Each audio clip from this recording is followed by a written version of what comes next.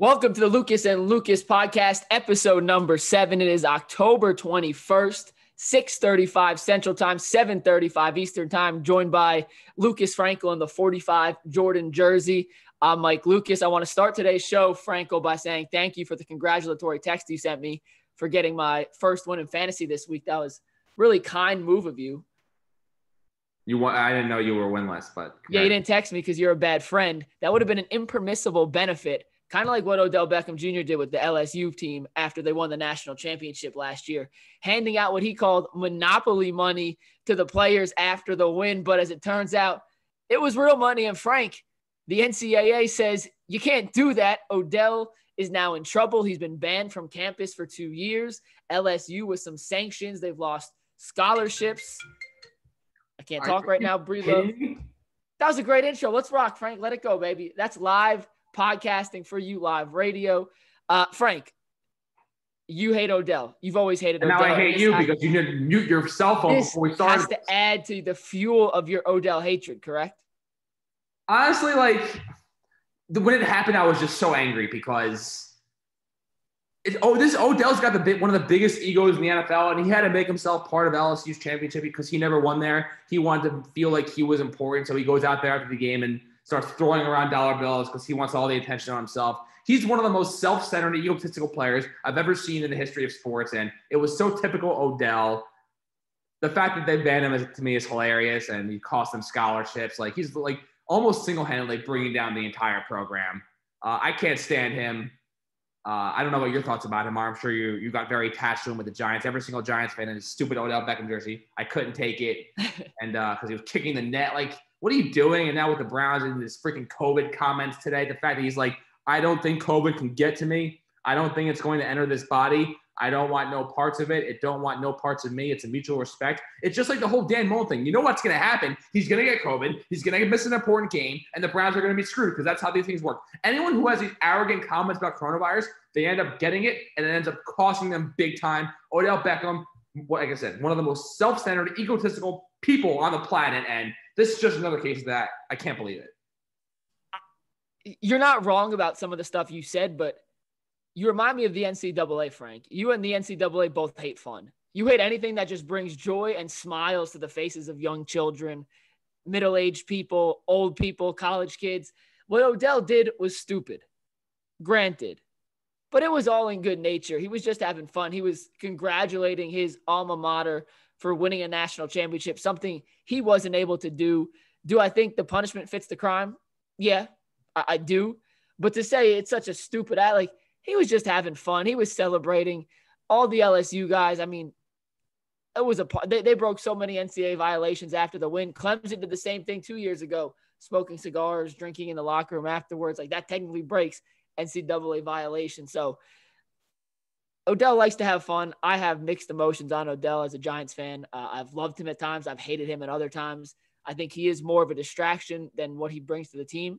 I think any receiver with any distractions is not necessarily a positive to a football team, but he was just having fun, Frank. I hate how you hate fun. Actually, I love how you hate fun because it's so on brand for you, just like wearing a 45 Jordan jersey because you wouldn't cough up the extra $4 to get a 23 jersey.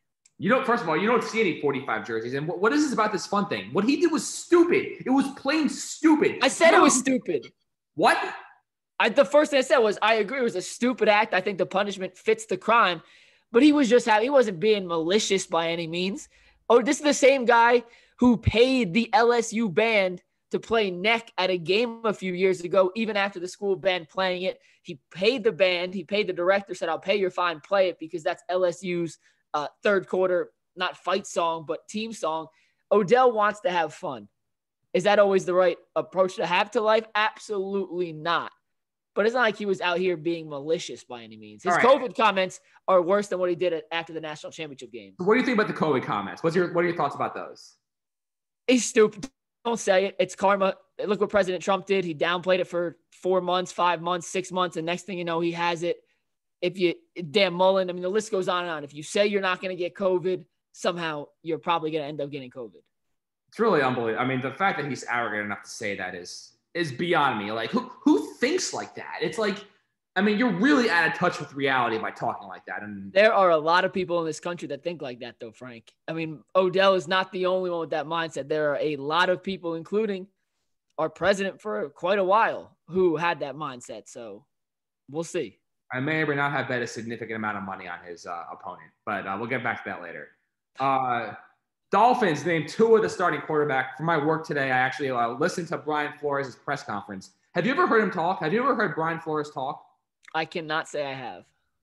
It is amazing how, whether it's Patricia, whether it's Belichick, whether it's any of the predecessors, Mangini, and any guy down the list that ever worked for him, they are so afraid and timid in front of the camera. It's unbelievable. I was so angry listening to Brian Flores because he's saying nothing. It's like, what went into the process? I thought it was the best move for the team.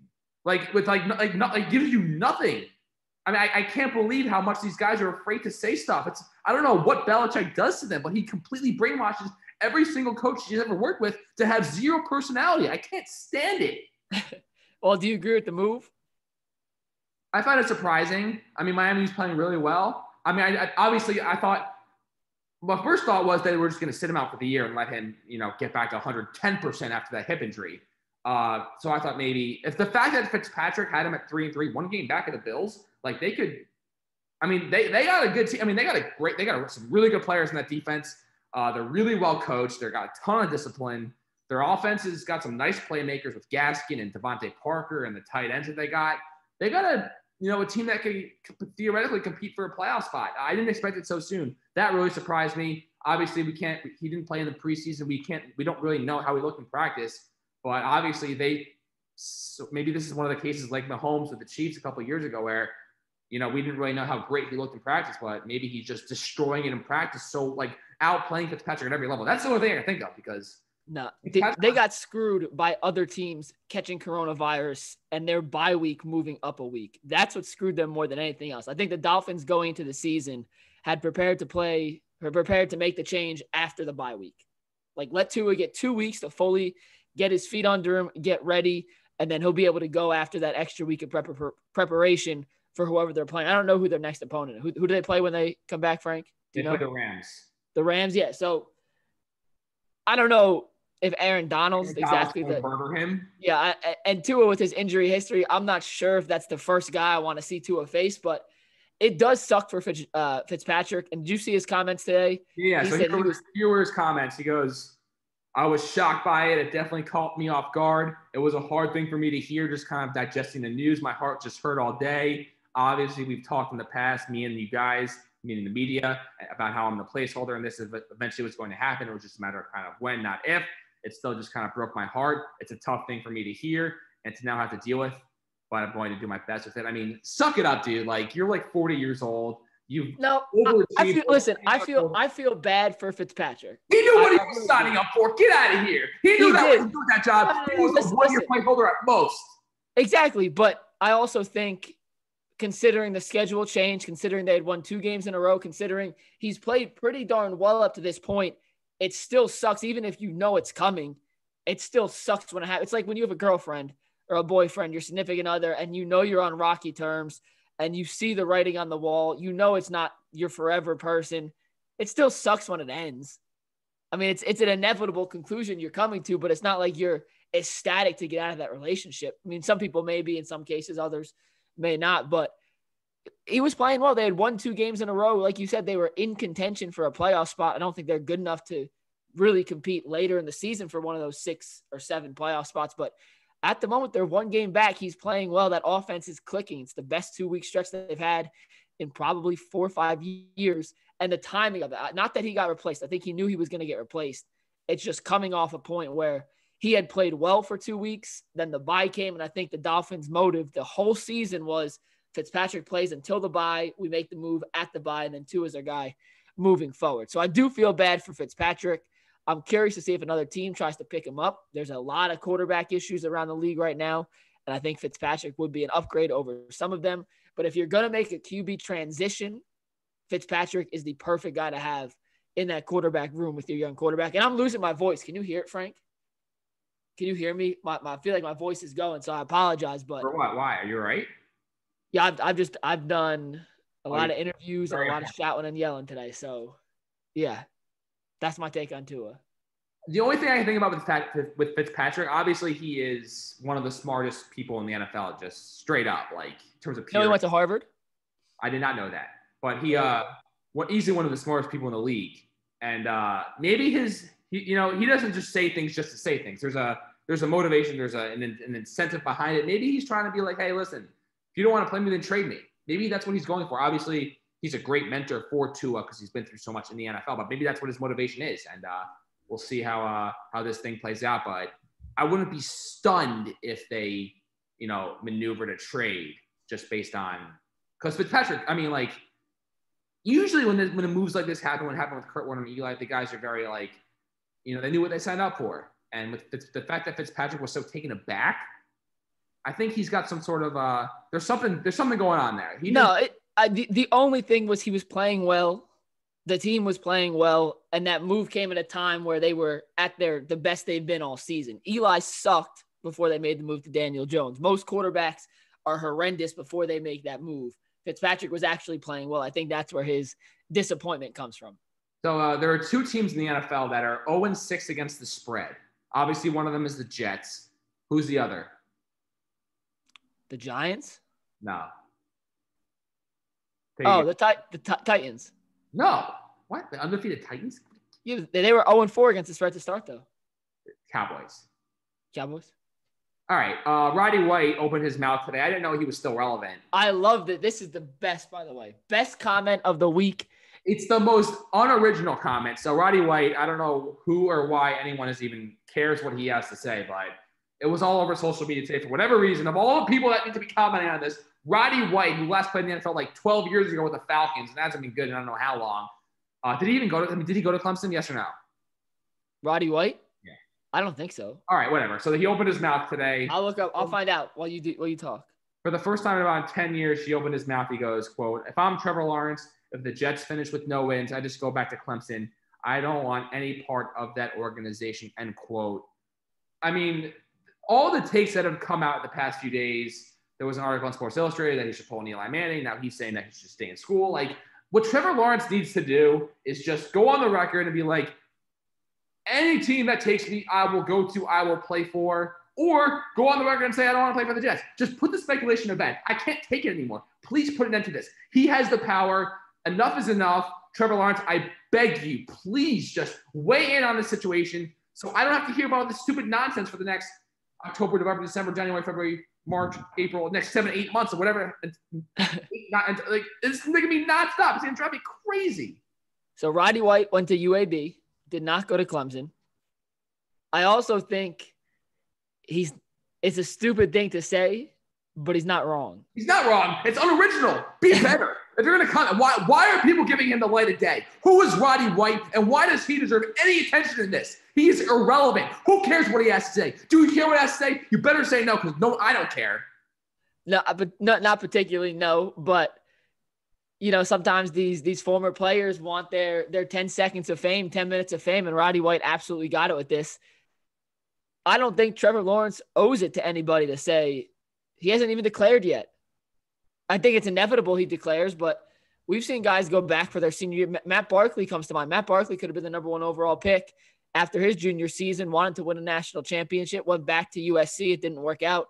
Lawrence has that national championship already, but who knows? I mean, would I be shocked if he came back? No, I really wouldn't. And that's not based on the Jets probably getting the first overall pick. But he seems like a guy that loves college, loves Clemson. He's married. His girlfriend's a junior just like him. I think he's engaged now. His fiance is a junior just like he is. So maybe they want to finish their Clemson experience together. Yeah, why Roddy White said it, I don't know. Who cares that Roddy White said it? I don't know. But to say Trevor Lawrence should come out and end this speculation, let's let him declare for the draft first before we decide who he will and won't play for if he gets drafted. It's 5 games into his junior season, Frank. Let's just pump the brakes on all that right now. Well, you know who he owes it to? You. Me. That's right. He owes it to me. And I would really appreciate it if you would put an end to this. So here's the Jets' upcoming schedule here. Bills win. Chiefs, Patriots, Chargers, Dolphins, Raiders, Seahawks, Rams, Browns, Patriots. Do you see any wins on that list? Say it again. I didn't hear you. Bills, Jets upcoming schedule. Home versus the Bills, at the Chiefs versus the Patriots, prime time on Monday Night Football, at the Chargers versus the Dolphins versus the Raiders, at the Seahawks win, at the Rams win versus the Browns, at the Patriots. Do you see any wins there? The only one I could see is Miami. And the Browns. And possibly the Browns, depending how beat up they are. I just don't – if Adam Gase is your coach and this is the offensive talent you have on the field, that combination does not equate to winning. It simply does not. Adam Gase does not have any idea how to coach an offense, regardless of his offensive genius guru tab. He hasn't finished above 20th in team offense over the last 7 seasons where he's either been an offensive coordinator or a head coach. The defense isn't that good. They're trading off pieces. They traded Jordan Jenkins or Jordan Willis today, one of the two. They suck. The Jets flat out suck. If they get 2 wins, it'll be a miracle this season. All right, I've never heard of Jordan Wells, so the fact that you're even bringing that up is completely irrelevant. He's a 3rd-round pick. Was he? Yeah. When? Either this year or last year. Oh, great. Le'Veon Bell, as you predicted, went to the Chiefs, and my only thoughts are about that is I invested a lot in Clyde Edwards-Helaire, and he better not screw it up for my fantasy team. He already ruined the Jets. Don't do it to my fantasy team. That's all I have to say about that. I thought he should have went to the Bears. I thought that made the most sense for Le'Veon, but going to this Chiefs lineup, it just gives them an extra weapon. We saw on Monday night, which, by the way, I love the double Monday night games. I think that should be – take out Thursday Night Football, give me double Monday Night Football. You know how many people watch that game? Guess how many people tune into that Chiefs-Bills game?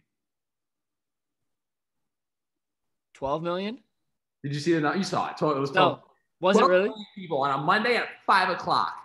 What did the late game draw? I have no idea. But 12 million people. That's insane. On a Monday at 5 o'clock. If football is on, people will watch football. If it's on, they'll watch football. And in that game, they saw Clyde Edwards-Helaire and the Chiefs offense dominate on the ground. Le'Veon Bell, if he has anything left in the tank, Andy Reid's going to be able to get it out of him, whether it's in the passing game, the running game. And even if he's just a mentor to Clyde, that's a really good guy to learn from, assuming Le'Veon buys in. Le'Veon and the Jets, not a good guy to learn from. Le'Veon in his past life and hopefully moving forward, a pretty good guy to mentor a young running back. And it just gives the Chiefs an extra weapon. That offense is scary, man. They haven't been lighting up as much as you think, but they've been a little up and down. I mean, that game was very much in the balance. It was never that close though. The Bills, they made it close, but it never felt like it was actually a 1-score game. All right. I think real quick, I think the Chiefs have the ability to play up to whoever, and then they'll play down to whoever. Like when we saw them against Baltimore, they absolutely just boat raced them. And then for games like Oakland, Buffalo, who's Oakland? Las Vegas, sorry. Oh, Las Vegas. I was like, who plays in Oakland? I have no idea. The Chargers, they just don't get up for those games the same way they do for big time games. I have zero worries about the Chiefs. All right, fair enough. It could be just one of those Super Bowl, that getting up for games is harder after you win the Super Bowl, which is I guess is understandable, but Patrick Mahomes would be better than that. Giants, just like last year, they get the big win over Washington, and now they're going to cost themselves a prime draft pick. They cost themselves Chase Young last year by winning that game. They got the Eagles next. Giants trending in the right direction. I mean, they won their last game. They could have very easily beat the Cowboys. An interesting nugget here. Giants against the spread over the last 3 seasons, 15-4-0. That's 79%. Best mark in the entire NFL. They're underdogs by 4.5 points against the Eagles. I like them. I wouldn't be shocked to see the Giants win tomorrow. I mean, win against the Eagles straight up. I mean, the Eagles are a complete debacle. They're devastated by injuries across the board. I mean, this is a game I could easily see the Giants winning. Me too, and I hate it. The Giants winning football games is like ice cream for me. It's bad for you, but I want it at all times. And if you eat too much ice cream, your belt busts. And if you win too many games, your chance at a top 3-4 pick busts. The Giants should lose every game this season. They have no right competing this year. The talent isn't there. I don't think Daniel Jones could throw for 200 yards on his best day right now. I don't think they could really run the ball consistently. And somehow that defense keeps coming up with stops. And it befuddles me because you look across that roster, and it's a bunch of guys who have either been cast off by other franchises or on their rookie deals and weren't necessarily high draft picks. And then they have James Bradbury, who's really the one guy they really spent money on. So, yeah, last Sunday, I didn't see a single play from the Washington game. I can't watch and root for my team to lose, but I am fully in tank mode. There's nothing to come out of this season. But at the same time, they're one game out of first place, Frank. And if they win on Thursday, they're tied for first place. They're technically half a game back in the loss column, but they shouldn't go. Like, they're not good enough to get my hopes up. You know what I mean? They are not good enough for me to get excited about them even having a chance to compete for a playoff spot. And if they were to play the 2 seed in the NFC, which is probably going to be Tampa Bay or Green Bay, New Orleans, something like that, like, they're going to get boat raced by 70. So I'm conflicted. They should lose tomorrow night. I think they're going to win. It pains me to say that I think they're going to win, but Frank, it's like ice cream, man. I want it, but I know I shouldn't have it. I want them to win, but I know it's not good for me. I think you hit it right on the head. There's no really like true things they can accomplish. They can win the division. Yeah, sure. It's still, I'd say, a pretty big long shot, but it's certainly practical. But at the end of the day, like, if you look at the NFC, Tampa, Green Bay, despite their loss last week, despite what you say about the Saints, like, all those teams will just roll over the Giants in their sleep. What do you think, real quick? What do you think the record of the NFC East division winner will be? 6-10? 6-9-1. 6-9-1? There you go. Okay. 6 to 7 wins is what it's going to be. Andy Dalton looked like, atrocious. Completely abysmal. So bad. It's almost like he wasn't training at all over the offseason. Did not expect to take a single snap all year. He looked good against the Giants on that last drive and then absolutely looked completely 180 bad against Arizona. All right, let's move on to Major League Baseball, not to the World Series, to my arch nemesis, Rob Manfred. What the hell is he doing by wanting to keep expanded playoffs? Do you want nobody to watch the regular season? Why even bother with the 162 games when over half the league is going to make the playoffs? It's ridiculous. Why are you making us go through a 162-game season that would mean absolutely nothing for like an 8-round playoffs with every single team in baseball? What is the point? It will ruin baseball. He is single-handedly ruined baseball. He let the Astros squeak by. He let the Red Sox squeak by. He ruined this season by the ridiculous negotiations. I can't stand him. If they expand the playoffs, the numbers for regular season baseball, you thought they were bad. They will be astronomically abysmal. Like the lowest of the low. More people will watch, you name MLS, Major League Soccer. Than that. You can't render the season meaningless. You just can't do that. Why even play the games if you're going to do that? If you want to do a span of playoffs, give me 20 regular season games and give me like 100 playoff games. Like, no. if that's what you want to do that. Don't humor me with a 162-game season. That's ridiculous. I'm with you. The reason baseball fans put up with a 162-game season is that not every game matters, but enough of them matter because there's only those 4 or 5 playoff spots. When you have 162 games and even if the Yankees go 3-21 in June, they're still got a shot at making the playoffs. It devalues every game. I like the 4. I actually think NBA and NHL let too many teams in. I like football where it's less than half the league gets in. I like it in baseball where it's a quarter of the league gets in. It just makes it a bigger accomplishment. There's always going to be years where the 1 seed crushes the 4 or 5 seed because that 1 seed's so good. But when you have 1 versus 8, a lot of times what's the point of even playing that series? So I'm with you, Frank. I think you nailed it. Rob Manfred, he's not a baseball guy. He's never been a baseball guy, never will be a baseball guy. And he's continuing to make baseball more irrelevant to people our age. I just can't believe that this is, I understand, like, you get more teams in, more markets. Theoretically, like, I guess in his mind, that might be better for baseball, but at the end of the day, if you're looking for intrigue and excitement, like, man, like, what you're really going to make us sit through a 8-month season what's the number of games? So if Manfred expands the playoffs, how long should the regular season be? 100 max. That's what I'm thinking. That's what I'm thinking as well. Real quick before we go, LeBron James, great basketball player, top 2, probably the greatest ever. I can't stand. You say that in a Jordan jersey? That's irrelevant. I just threw it on to throw it on because I respect greatness, and I like to think that, like, I always buy like Jordan shoes because I hold myself to a high standard. I want to view myself as the best of the best and do that by the apparel and clothing that I wear. And that's one of the great things about the Jordan brand is that it's associated with, being the best. And that's the mindset that I like to have on a day in, day out basis, that, I'm going in, it's my game. It's my show. I'm going to go out there and dominate it. And that's the mindset I have. But LeBron